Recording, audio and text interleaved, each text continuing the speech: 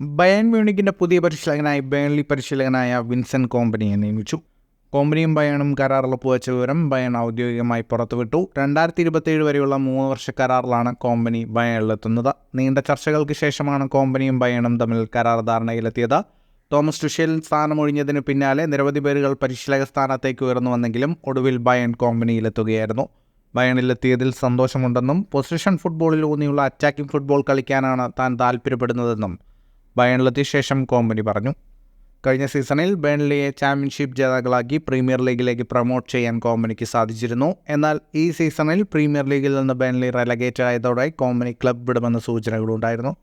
നേരത്തെ ബെൽജിയൻ ക്ലബ്ബായ ആൻഡർലെച്ചിൻ്റെ പരിശീലകനായിരുന്നു കോമ്പനി. അവിടെ നിന്നാണ് അദ്ദേഹം കോച്ചിങ് കരിയറിന് തുടക്കമിടുന്നത്. ഫുട്ബോൾ ലോകത്തെ കൂടുതൽ വാർത്തകൾക്കും വിശേഷങ്ങൾക്കുമായി സ്പോർട്സ് കഫേ ഇപ്പോൾ തന്നെ സബ്സ്ക്രൈബ് ചെയ്യുക.